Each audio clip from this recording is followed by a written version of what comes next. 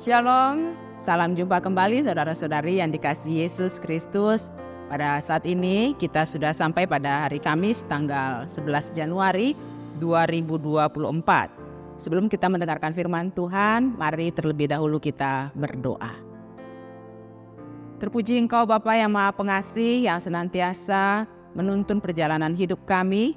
Dan pada saat ini juga kami mau disapa oleh firman-Mu, karena firman-Mu membuat kami semakin cerdas menjalani hari-hari kami, dan dengan demikian kami akan memperoleh sukacita. Berfirmanlah Engkau, kami telah siap mendengarkan. Amin. Saudara-saudariku yang dikasihi Yesus Kristus, sapaan firman Tuhan akan saya bacakan yang tertulis dalam kitab Matius pasal yang ke-10 ayat 16. Lihat, aku mengutus kamu seperti domba ke tengah-tengah serigala. Sebab itu, hendaklah kamu cerdik seperti ular dan tulus seperti merpati. Demikian firman Tuhan. Saudara-saudariku, ini adalah ucapan yang disampaikan oleh Yesus kepada murid-muridnya, manakala dia akan mengutus murid-muridnya itu untuk pergi memberitakan firman Tuhan.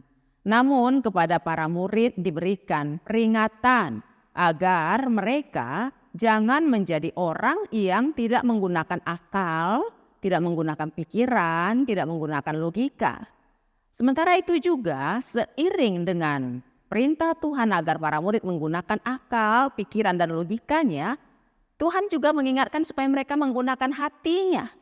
Jangan tinggi sebelah, jangan berat sebelah.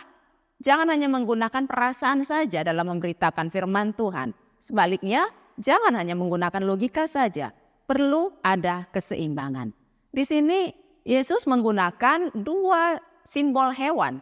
Yang pertama adalah ular yang katanya adalah hewan yang paling cerdik. Hendak mengatakan di sini bahwa untuk memberitakan firman Tuhan, logika kita ini juga perlu diasah.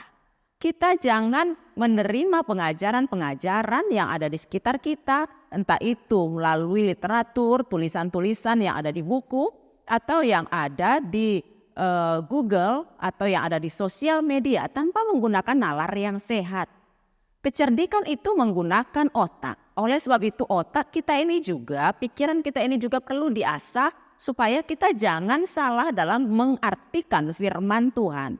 Perlu untuk menggunakan logika, perlu cerdas, perlu kritis untuk memahami firman Tuhan.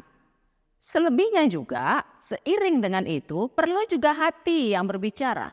Karena tidak semuanya realita di atas muka bumi ini hanya bisa dimengerti oleh pikiran saja. Tapi juga harus berimbang dengan hati, dengan perasaan, dengan sunedesis. Karena Tuhan terkadang berkomunikasi kepada kita, tidak hanya menggunakan mata kita untuk melihat kenyataan yang ada di depan kita, tapi juga menggunakan suara hati kita.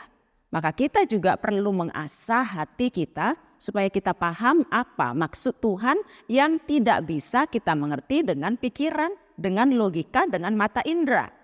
Maka saudara-saudariku, kalau dulu surat dalam kitab yang tertulis Matius 10 ayat 16 ini diserukan kepada murid-murid Yesus, kalau sekarang diserukan kepada kita agar untuk menyikapi hal yang terjadi dalam hidup kita jangan hanya menggunakan logika, sebaliknya jangan pula hanya menggunakan perasaan, tapi perlu ada keseimbangan.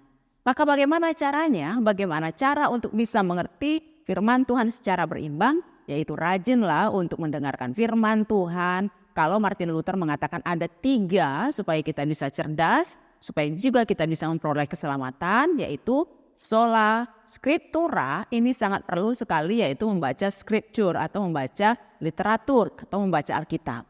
Perlu juga sola fide, iman kita yang muncul dari hati kita ini yang bisa untuk memahami apa yang sedang terjadi dan apa yang sedang Tuhan inginkan dalam hidup kita.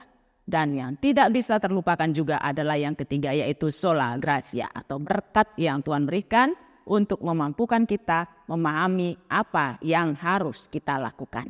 Saudara-saudariku, dalam satu hari ini mungkin sudah banyak rangkaian rencana yang akan kita lakukan, maka mari kita melakukannya dengan penuh pikiran yang kritis dan juga hati yang betul-betul sudah diasah dan menanya kepada Tuhan supaya Tuhan menuntun kita melalui hati kita untuk hal-hal yang akan kita lakukan dalam satu hari ini. Maka beritakanlah Injil, beritakanlah keselamatan melalui aktivitas kita satu hari ini, seimbangkanlah pikiran dan perasaan kita, dan terlebih lagi senantiasalah minta tuntunan Tuhan. Selamat beraktivitas, selamat menikmati anugerah dari Tuhan. Amin, mari kita berdoa.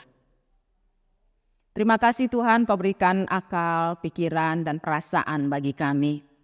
Itu semua harus kami gunakan agar kami paham atas apa yang harus kami lakukan. Engkau mengutus kami ke tengah-tengah serigala yang tentunya adalah mara bahaya. Engkau mengutus kami ke tengah-tengah dunia yang mempunyai banyak hal yang mengancam jiwa raga kami.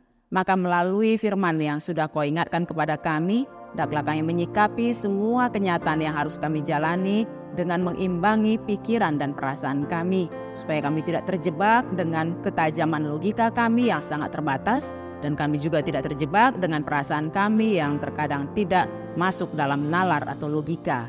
Melainkan melalui tuntunan firman-Mu, apapun yang terjadi, apapun yang harus kami hadapi, mampu kami alami pribadi lepas pribadi dengan kekuatan dan tuntunan daripada-Mu saja.